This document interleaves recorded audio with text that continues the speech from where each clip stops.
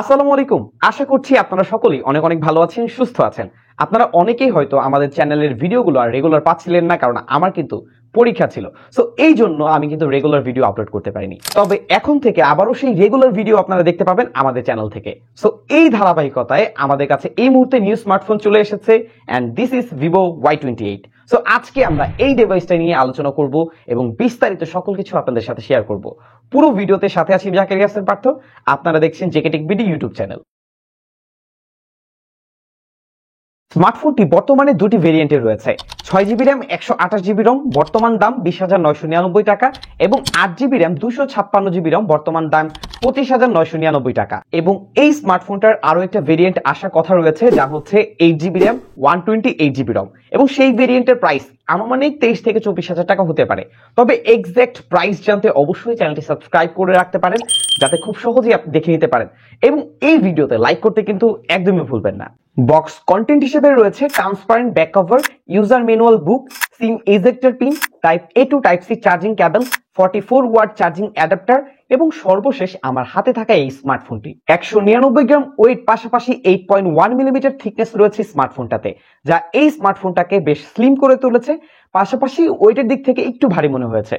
এবং এই ডিভাইসটা একটু ভারী হওয়ার পিছনে একটা কারণ আছে, কারণ এই ডিভাইসটাতে আপনি পাবেন 6000 mAh ব্যাটারি, যা নিয়ে আমরা পরবর্তীতে কথা বলবো। তবে ওয়েট ডিস্ট্রিবিউশনের জায়গা থেকে এই স্মার্টফোনটার উপরের দিকটা হালকা ভারী মনে হয়েছে, তবে স্মার্টফোনটা দেখতে কিন্তু বেশ চমৎকার। এই স্মার্টফোনটা দুটি কালার ভেরিয়েন্ট রয়েছে, যার একটি হচ্ছে গ্লোমিং অরেঞ্জ এবং অপরটি হচ্ছে একাটে গ্রিন। ব্যাক প্যানেলটাতে ব্যবহার করা হয়েছে এজি ম্যাট ফিনিশ, তবে এটার যে ক্যামেরা বাম্পটুকু রয়েছে এটা কিন্তু একটু গ্লসি, তাই এখানে স্ক্র্যাচ পড়ার সম্ভাবনা রয়েছে। এবং ক্যামেরা বাম্পে একটি ডাইনামিক লাইট দেখতে পাবেন, যা দিয়ে কিন্তু যে কোনো মেসেজ এবং নোটিফিকেশনের ক্ষেত্রে এই লাইটটা ব্লিঙ্কিং করবে। এবং স্মার্টফোনটার ব্যাক প্যানেলটা কিন্তু প্লাস্টিক বিল্ডের তৈরি, যা বেশ ভালোই একটা প্রিমিয়াম ফিল দিচ্ছিল, তবে এখানে হেভি স্ক্র্যাচ পড়ার সম্ভাবনা রয়েছে। পাশাপাশি সাইড ফ্রেমটাও কিন্তু বেশ গ্লসি, তাই এখানেও স্ক্র্যাচ পড়ার সম্ভাবনা রয়েছে। সো ওভারঅল স্মার্টফোনটাকে সেফ রাখার জন্য বক্সে দেওয়া ব্যাক কভারটি ব্যবহার করতে পারেন। প্রয়োজনীয় প্রায় সব ধরনের পোর্টস এন্ড বাটনগুলো রয়েছে, শুধুমাত্র সেকেন্ডারি নয়েজ ক্যান্সেলেশন মাইক্রোফোন ছাড়া। স্মার্টফোনটার ফ্রন্ট প্যানেলে দেখতে পাবেন একটি মিডল পাঞ্চ হোল ডিসপ্লে, এবং এখানে পাবেন একটি ফিঙ্গারপ্রিন্ট সেন্সর, যার পজিশন কিন্তু ঠিকঠাক ছিল।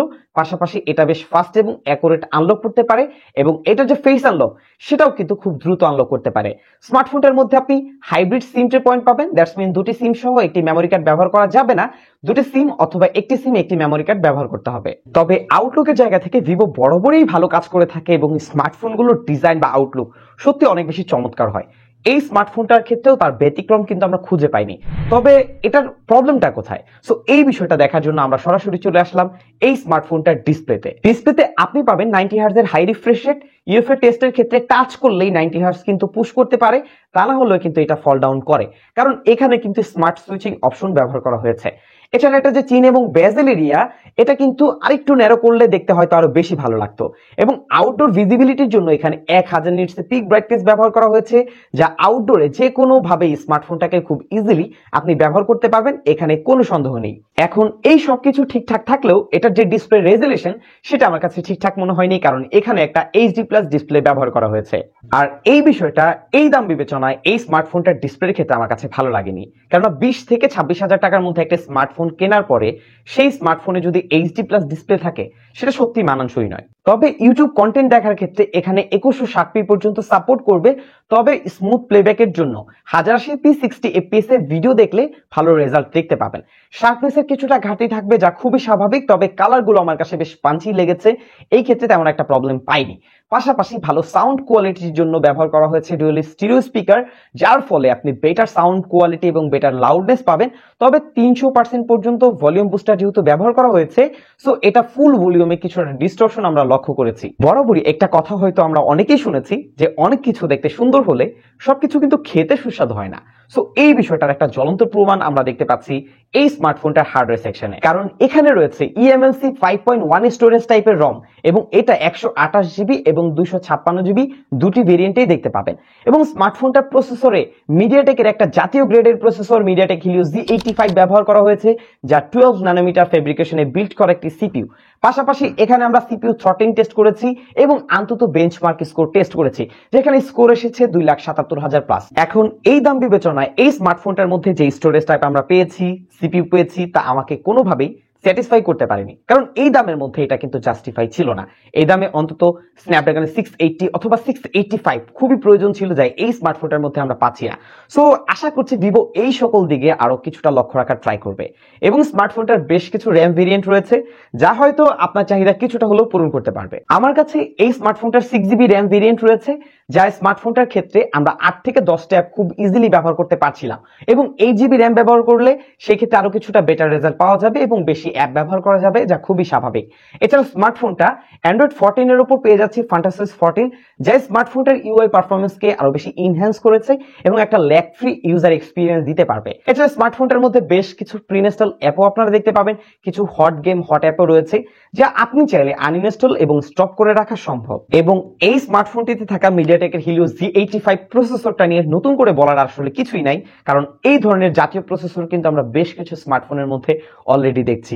সেই স্মার্টফোনগুলোর মতো এই স্মার্টফোনটাতেও আপনারা টুকটাক ভিডিও এডিটিং করতে পারবেন, পাশাপাশি নর্মালি কথা বলা, অফিস ওয়ার্কের বিভিন্ন কাজবাজ করা এবং শখের বসে বিভিন্ন অনলাইন অফলাইন গেমগুলো খেলতে পারবেন, এবং পাবজি ফ্রি ফায়ার এগুলো খেলতে পারবেন। তবে কিছুটা ল্যাগ করবে, যা এই প্রসেসরের সাথে খুবই স্বাভাবিক। তবে টুকটাক গেম খেলার জন্য, রেগুলার লাইফ ইউজ করার জন্য এই স্মার্টফোনটা মোটামুটি ক্যাপাবল। তবে হাই পারফরমেন্স ইউজার যারা আছেন, যারা একটু পারফরমেন্সের দিকে একটু বেশি ঝুঁকে থাকেন, সো তাদের ক্ষেত্রে হয়তো এই স্মার্টফোনটা এতটা স্যাটিসফাইং একটা রেজাল্ট দিতে পারবে না। এবং এই স্মার্টফোনটার সব থেকে হাইলাইটিং পয়েন্ট হচ্ছে এটার মধ্যে থাকা 6000 mAh এর ব্যাটারি, যা একজন নর্মাল ইউজারকে প্রায় 2 দিনের মতো খুব সহজেই একটা ভালো ব্যাটারি ব্যাকআপ দিতে পারবে।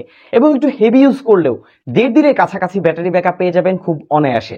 এবং এই মুহূর্তে এই স্মার্টফোনটা নিয়ে একটা ছোট্ট রিপোর্ট আমাদের হাতে রয়েছে।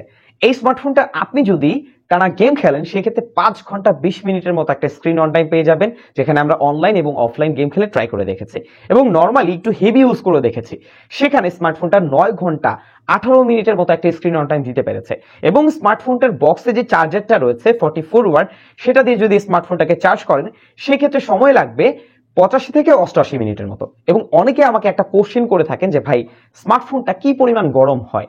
এই স্মার্টফোনটা যখন আমরা গেম খেলেছি বা নর্মাল ইউজ করেছি, এই সকল দিক থেকে ওভারহিটিং এর কোনো ইস্যু এখন পর্যন্ত দেখতে পাইনি। নর্মালি হালকা পাতলা হিট হয়, এটা খুবই স্বাভাবিক এবং এই ক্ষেত্রে কোনো প্রবলেম নাই। পাশাপাশি এটার বক্সে থাকা চার্জারটা দিয়ে যখন স্মার্টফোনটা আপনি চার্জ করবেন, সেক্ষেত্রে হালকা পাতলা হিট হবে, যা খুবই স্বাভাবিক এবং মানানসই। সো এটা নিয়ে আপনাকে কোনো প্রকার চিন্তা করতে হবে না। এই স্মার্টফোনটার ক্যামেরাতে ডুয়াল ক্যামেরা পাবেন। মেইন ক্যামেরা হচ্ছে 50 মেগাপিক্সেল অ্যাপারচার f1.8। এছাড়া আরো একটি সেন্সর রয়েছে যা bouquet sensor. Front selfie camera হচ্ছে 8 মেগাপিক্সেল। 50 মেগাপিক্সেল ক্যামেরা অনুযায়ী আউটডোরের ছবিগুলোতে ভালো ডিটেলস পেয়েছি, এখানে তেমন একটা প্রবলেম ছিল না। ফেস টিউনের ক্ষেত্রে মোটামুটি বেশ ভালোই গ্লো করছিল। এছাড়াও এটার যে ডাইনামিক রেঞ্জ, সেটাও মোটামুটি ব্যালেন্সড ছিল। আউটডোরে এইচ ডিটেকশন মোটামুটি ঠিকঠাকই পেয়েছি, তবে লো লাইটের ক্ষেত্রে পারফরমেন্স কিছুটা ড্রপ করে। এখানে সফটনেসের পরিমাণ বেড়ে যায়, হালকা নয়েসের পরিমাণ বেড়ে যায়। তাই চেষ্টা করবেন ভালো আলোতে ছবি তোলার, সেক্ষেত্রে স্মার্টফোনটা থেকে একটা ভালো রেজাল্ট পাবেন। এছাড়া স্মার্টফোনটার মধ্যে কিছু কালার বুস্টেড টাইপের ছবি আমরা দেখতে পাবো এবং ছবিগুলো কিছুটা স্যাচুরেটেড বলেই মনে হয়েছে। এছাড়া স্মার্টফোনটা ভিডিওর ক্ষেত্রে 1080p 30fps এ ভিডিও রেকর্ড করতে পারবেন, এবং এই ক্ষেত্রে আপনাকে একটু স্টেবল হাতে ভিডিও করতে হবে, কারণ এখানে কোনো প্রকার স্টেবিলাইজেশন ব্যবহার করা হয়নি। ফ্রন্ট ক্যামেরাটা 8 মেগাপিক্সেল ক্যামেরা পাচ্ছি, যার রেজাল্ট আমার কাছে ঠিকঠাকই ছিল। আউটডোরে ভালো ডিটেলস ধরে রাখতে পারছিল, বিশেষ করে ভালো আলোতে। এছাড়া লো লাইটের ছবি একটু সফট হয়ে যাবে, নয়েসের পরিমাণ বাড়বে, যা খুবই স্বাভাবিক। তাই ভালো আলোতে ছবি তোলার ট্রাই করবেন। এছাড়া এইচ ডিটেকশন সেটাও ঠিকঠাক আছে। এইচডিআর মোটামুটি ব্যালেন্সড ছিল বলা যায়। আপনারা অনেকে আইডিয়া করে ফেলেছেন স্মার্টফোনটার ভালো খারাপ এবং এভারেজ সাইটে কি কি রয়েছে। তারপরও আপনাদের সাথে একটু শেয়ার করি স্মার্টফোনটার খারাপ দিকগুলো যা আমার কাছে লেগেছে বা চোখে পড়েছে, যেমন এটার ডিসপ্লে সেকশন, এটার রম ভেরিয়েন্ট, এন্ড সব থেকে মোস্ট ইম্পর্টেন্ট বিষয় এটার সিপিইউ। সো এই জায়গাতে আরেকটু ইমপ্রুভমেন্ট নিয়ে আসার দরকার ছিল। এভারেজ সাইট হিসেবে আমরা দেখছি স্মার্টফোনটার RAM ROM variant, UI, Android version এবং ক্যামেরা, এই সকল দিকে আমার কাছে এভারেজ লেগেছে। ভালো দিকগুলোর মধ্যে স্মার্টফোনটার ডিজাইনটা খুব ভালো ছিল, 44 ওয়াটের ফ্ল্যাশ চার্জার পাচ্ছি, এবং মোস্ট ইম্পর্টেন্ট বিষয় এটার মধ্যে 6000 mAh এর ব্যাটারি রয়েছে। সো যারা একটু লং টাইম একটা ফোন ব্যবহার করতে চান, তাদের ক্ষেত্রে হয়তো এই স্মার্টফোনটার ব্যাটারি ব্যাকআপ একটা স্যাটিসফাইং রেজাল্ট দিতে পারবে। সো ভিউয়ার্স, এই ছিল আজকের ভিডিও। যদি ভিডিওটি ভালো লেগে থাকে অবশ্যই ভিডিওতে লাইক করবেন, কমেন্ট করবেন, শেয়ার করতে ভুলবেন না। বিদায় নিচ্ছি আমি জাকারিয়া হাসান পার্থ। আসসালামু আলাইকুম।